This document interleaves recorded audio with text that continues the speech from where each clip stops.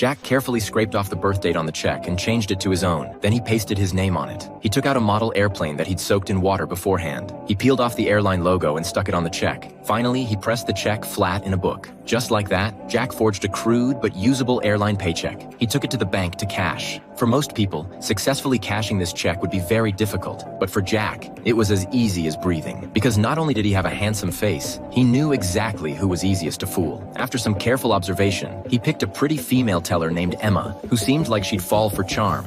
Welcome to Miami Mutual Bank. How may I help you? My name is Frank Taylor. I'm a co-pilot for Pan Am. I'd like to cash this check here, and then I'd like to take you out for a steak dinner.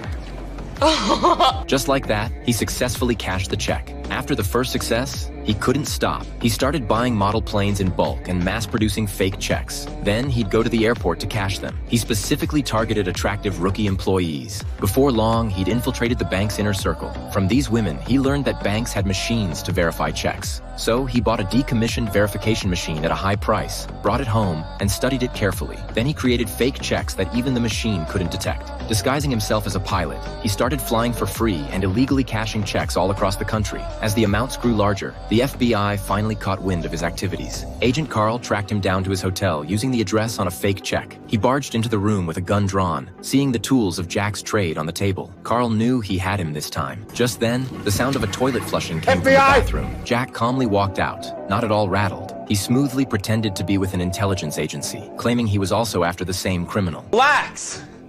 You're late, all right?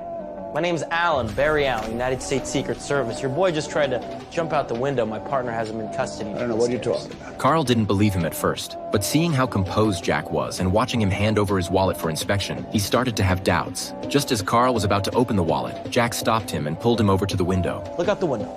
My partner's walking him to the car as we speak. Look, old guy almost pissed in his pants when I came through the door. He jumped right through the window onto the hood of my car. Hey, Murph. Yeah, call the LAPD again. I don't want people walking through my crime scene. I didn't expect the Secret Service on this. Don't worry about it. Well, what's your name? Henry.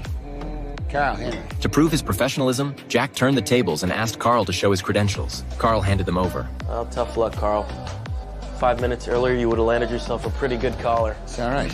He said this as he gathered up the printer and checks and asked Carl to watch the scene. Then he walked out of the room without hesitation. He didn't even take his wallet. At this point, Carl thought to himself that after all this time chasing him, he'd finally caught the master con man. He relaxed, sat on the bed, and even started laughing. But as he laughed, he felt something wasn't right. So he opened the wallet to check. What he saw left him stunned. Inside